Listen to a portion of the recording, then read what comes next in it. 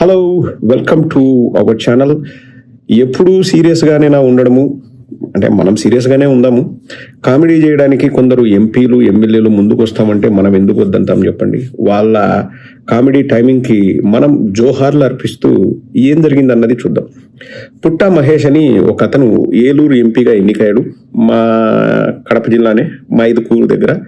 ఇంతకుముందు బాగా ఫేమస్ అయ్యాడు. గత ఎన్నికలప్పుడు వాళ్ళ తండ్రి ఓడిపోయినప్పుడు వీరు యాదవ్స్ ఇంకొక యాదవ కుటుంబానికి కాల్ చేసి అమ్మ నా బూతులు తిట్టి ఒక 3 నిమిషాలు రికార్డింగ్ ఉంది. నా దగ్గర కూడా ఉంది ఆడియో. ఇప్పుడు అవసరం లేదు, ఎందుకంటే గెలిచాడు కదా. సో అలా ఫేమస్ అయిన పుట్టా మహేష్ ఈ మధ్య అనుకోకుండా ఒక పోస్ట్ పెట్టి విపరీతంగా ఫేమస్ అయ్యాడు. ఫస్ట్ న్యూస్ పేపర్లో కూడా వచ్చింది ఆ వార్త, ఒకసారి చూద్దాం. యువతకు భరోసా కల్పిస్తున్న ఎంపీ పుట్టా. ఏలూరు బ్యూరో, ప్రభా న్యూస్. ఏలూరు పార్లమెంటు నియోజకవర్గం పరిధిలోని నిరుద్యోగ యువతకు ఉద్యోగ అవకాశాలు కల్పించే ప్రయత్నం తనదంటూ ఒక గుర్తింపుని సృష్టించుకోవడంలో కొత్తగా ఎంపీగా ఎన్నికైన పుట్ట మహేష్ కుమార్ యాదవ్ కొత్త వరవడికి నాంది పలికారు. ఇది కొత్త వరవడి అంటండి, మీరందరూ కూడా గుర్తుపెట్టుకోవాలి, మనసులో పెట్టుకోవాలి. కొత్త వరవడికి నాంది పలికారు. జిల్లాలో నిరుద్యోగ యువతకు నేనున్నానంటూ తనదైన శైలిలో భరోసా కల్పిస్తూ మహేష్ యాదవ్ తొలి అడుగులు ప్రారంభించారు. స్థానికంగా ఉన్న యువత నుండి అనేక అర్జీలను సేకరించి వెంటనే ఇన్ఫోసిస్ కంపెనీ ఉన్నతాధికారులతో సంప్రదింపులు జరిపి నిరుద్యోగ యువతకు అవకాశాలు ఇప్పించాలని కోరడం జరిగింది. ఇన్ఫోసిస్ వాళ్ళకు ఫోన్ చేసి లేకపోతే మెసేజ్ పెట్టో లేకపోతే వాళ్ళ అఫీషియల్స్ని పిలిపించి ఉద్యోగాలు ఇప్పించాలని చెప్పేసి ఒక రెఫరెండమో లేకపోతే ఒక రిక్వెస్టో ఒక అర్జీనో ఏదో పెట్టారంట. స్పందించిన ఇన్ఫోసిస్ యాజమాన్యం నిరుద్యోగ యువత అర్జీలను పరిశీలించిన పిదప 1 వారం గడువులోనే వారికి కంపెనీ తరపున పిలుపు వస్తుందని, తదనంతరం వారికి ఇంటర్వ్యూలు కండక్ట్ చేసి వారికి అవకాశాలు కల్పిస్తామని కంపెనీ వారి భరోసా ఇవ్వడంతో ప్రస్తుతం ఈ వార్త యువతలో చర్చనీయాంశంగా మారింది. విభత్సమైన చర్చనీయాంశం. ఎంత పెద్ద చర్చనీయాంశం అంటే మనం కూడా చెప్పాలి కదా. 10 మంది యువత రేపొద్దున్నే పుట్ట మహేష్ యాదవ్ ఇంటికి వెళ్ళి డోర్ కొట్టాలని నా కోరిక కూడా. ఎందుకంటే అందరికీ ఉద్యోగాలు రావాలా, మన వంతు ప్రయత్నాలు మనం చేయాలి. ఎన్నికైన అనతి కాలం ఏంది, చంద్రబాబు కంటే యాక్టివ్ ఉండడు. చంద్రబాబు ఇంకా సూపర్ 6 ఎప్పుడు అమలు చేస్తామో చెప్పకముందే మహేష్ యాదవ్ ఉద్యోగాలు ఇప్పించేశాడు ఇన్ఫోసిస్లో అందరికీ, యువతకి. ఎన్నికైన అనతి కాలంలోనే ఈ విధమైన చొరవ తీసుకోవడంతో ఎంపీ పుట్టా మహేష్ యాదవ్ను యువత తమ రియల్ హీరోగా కొనియాడుతున్నారు. రియల్ హీరోనా, ఇంకా రియల్ హీరో అనుకోవచ్చు. నేను కూడా ఇటువంటి మహోన్నత వ్యక్తిని, ఇటువంటి సహృదయంతో ఇంత తొందరగా అసలు ఇన్ఫోసిస్ని కదిలొచ్చేలాగా ఏలూరుకి చేయగలిగిన వ్యక్తిని నేను కూడా చూడలేదు ఇంతవరకు. ఈ విషయమై ఎంపీ పుట్టా మహేష్ యాదవ్ను ఫోన్లో సంప్రదించగా భావి తరాలకు భవిష్యత్ ఆధారాలు చూపించడమే తన బాధ్యతగా భావిస్తున్నానని, భవిష్యత్తులో మరిన్ని కంపెనీలతో సంప్రదింపులు జరిపి యువతను సక్రమమైన మార్గంలో నియమించినట్లయితే భవిష్యత్తు ఆశాజనకంగా ఉంటుందని, ఇది తన బాధ్యత అని, గతంలో ఉద్యోగాల కోసం పొరుగు రాష్ట్రాలకు ఇతర దేశాలకు వెళ్లాల్సిన అగత్యం ఉండేదని, అమెరికాలో మా వాళ్ళు ఉన్నారని చంద్రబాబు గొప్పగా చెప్తాడు. ఈయనేందో ఇతర దేశాలకు వెళ్లాల్సిన అగత్యం ఏర్పడిందంటాడు. అంటే విదేశాలకు వెళ్ళేది గతి లేకనేనా ఏమో, అట్లే అనుకుందాంలే. ఇంకా ఇంతకుముందు చంద్రబాబు నాయుడు ఎంతో మందిని అమెరికాకు పంపించిన అంటే ఇంకా వాళ్ళందరినీ గతి లేక పంపించినారా, ఇంకా అట్లే అనుకుందాం. నన్ను మాత్రం చంద్రబాబు పంపించలేదండి. ఎందుకంటే చంద్రబాబు టెక్నాలజీకి తాత మొగుడు అన్ని. నేను ఏదో వైద్య వృత్తి కాబట్టి ఇట్లా వైద్య వృత్తిలో నా ప్రయత్నాలు నేను చేసుకొని వచ్చినా. నాకు ఏ గవర్నమెంట్ హెల్ప్ చేయలేదు, నాకు ఎవడు అంటే అంతగా నేను చదువుకొని వచ్చిన. అది ఇతర దేశాలకు వెళ్లాల్సిన అగత్యం ఉండేదని, నైపుణ్యం గల యువత ఉన్నప్పటికీ అవకాశాలు లేక ఇబ్బంది పడేవారని, తనదైన శైలిలో వివరణ ఇస్తూ నైపుణ్యం గల యువత మన దగ్గరే అందుబాటులో ఉన్నారని, వాళ్లకు పూర్తిగా తన వంతు న్యాయం చేస్తానని భరోసా కల్పించారు.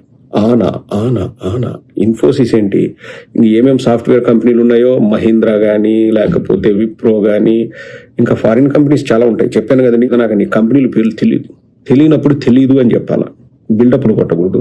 సో ఆ కంపెనీలన్నింటినీ కూడా ఏలూరుకు పిలిపిస్తున్నాడంట పుట్టా మహేష్ యాదవ్. అదే విషయాన్ని సదరు పుట్టా మహేష్ ట్విట్టర్లో కూడా వేసుకున్నాడు. ఏమని రాశాడంటే, ఏలూరు పార్లమెంట్ స్థానిక యువతకు ఉద్యోగ అవకాశాల కోసం యువతీ యువకుల నుండి వచ్చిన రెజ్యూమ్స్ని ఈరోజు హైదరాబాద్లో ఇన్ఫోసిస్ కంపెనీ వారితో మాట్లాడి స్థానికులైన Niranjan, Aravind, Abhiram, Lakshmanarao, Gadde, Prashanth, Sujith, so and Soni Infosys company వారికి రికమెండ్ చేయడం జరిగింది అని చెప్పాడు. దానికి ఇన్ఫోసిస్ కంపెనీ అతను కేశవ్ రామ్ అనే అతను రిప్లై పెట్టాడు, ఐ వర్క్ ఫర్ ఇన్ఫోసిస్. ఇదే చాలా ఇంపార్టెంట్, ఇదే గమ్మత్ అయింది, ఇదే twist. I work for Infosys talent acquisition team. So Keshav Ram works for Infosys talent acquisition team. We have reached a saturation point where we don't need any freshers as of now.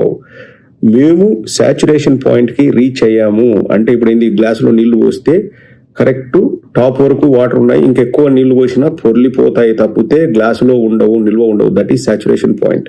So we have reached a saturation point where we don't need any freshers as of now. For experience professionals, there is a standard process and direct recruitment by simply taking a resume doesn't work. ఇంకా ఎవరికైనా experience ఉందనుకోండి, ఒక standard process అనేది ఉంటుంది. డైరెక్ట్గా రెజ్యూములు తీసుకొని పుట్టా మహేష్ యాదవ్ చెప్పినాడా ఇచ్చేస్తాము అనే కథ ఉండదు. దానికి ఒక పద్ధతి, పాడు, ఏడ్చి ఉంటుంది.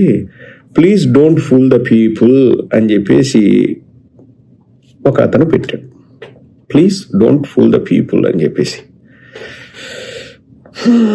మరి వచ్చిన ఆఫీసర్లు ఎవరో, వాళ్ళు మాట్లాడింది ఎవరితోనో, అదేదో ఫోటో కూడా పెట్టుకున్నాడు పేపర్ పట్టుకుని. ఆ పేపర్ ఏందో, ఆ ఫోటో ఏందో, అసలు ఎన్ని ఉద్యోగాలు వచ్చినాయో. అంటే ఇటువంటివన్నీ ఇంకా నెక్స్ట్ 5 ఏళ్లలో చాలా చూడాలి. వస్తే సంతోషమే. ఏ కంపెనీకైనా అంటే ఇప్పుడు ఎంపీ చెప్పినాడని ఉద్యోగాలు ఇచ్చే ప్రాసెస్ నాకు తెలిసి ఉండదు.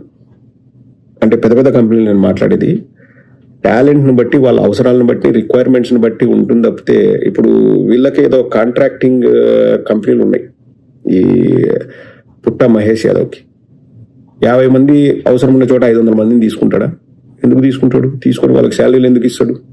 పిచ్చి కాకపోతే ఏం కాదు. ఇప్పుడు కాంట్రాక్ట్ చేసే వాళ్ళకి ఒక విధం ఉంటుందండి, అది చెప్పి ముగిస్తాను. ఎందుకంటే వీళ్ళ నాయన పుట్టా సుధాకర్ యాదవ్, మా తాత రాఘవరెడ్డి, మా తాత పేరు, వీళ్ళందరూ సూపర్ క్లాస్ కాంట్రాక్టర్లు. ఒక 20 ఏళ్ల క్రితం కర్ణాటకలో పక్కనే పనులన్నీ కూడా చేసేవాళ్ళు. సో అక్కడ జరిగే తంతు నేను చెప్తాను చూడండి. అంటే ఎవరు చేశారు ఎవరు చేయలేదని కాదు, ఆల్మట్టి డ్యామ్ పనులు చేసేవాళ్ళు. వాళ్ళ నాయన అడిగితే చెప్తాడు ఆల్మట్టి డ్యామ్ పని చేసినాడా లేదని. ఆ పనులు చేసినప్పుడు ఏం చేస్తారు, కెనాల్ వర్కులు చేస్తారు. కెనాల్ వర్కులు చేసేటప్పుడు అంతా మట్టి ఉంటుంది, తవ్వుకుంటూ పోతుంటారు. ఎక్కడైనా రాయి పడకపోయినా చీఫ్ ఇంజనీర్లతో వాళ్ళతో వీళ్ళతో మాట్లాడి ఆడ రాయి పడిందని చెప్పేసి వాళ్ళకి ఏదో ఇచ్చేసి దాన్ని అంటే వాల్యూని పెంచుతారు. ఇప్పుడు 100 కోట్ల కాంట్రాక్ట్ అనుకుని 150 కోట్లు చేస్తారు. ఇక్కడ రాయబడింది, పని ఎక్కువ ఉంటుంది అని చెప్పేసి ఇంజనీర్ కూడా సంతకం పెడతారు. అట్లా అంత సులభం కాదు ఉద్యోగాలు ఇప్పించాలంటే. సలహా ఇస్తున్నా, తీసుకున్నాడా తీసుకున్నట్టు, లేదంటే మనం ఏం చేస్తాం, ఉద్యోగాల ప్రయత్నంలో ఎందుకు రాసామి జనాల్ని బ్లఫ్ చేయడం.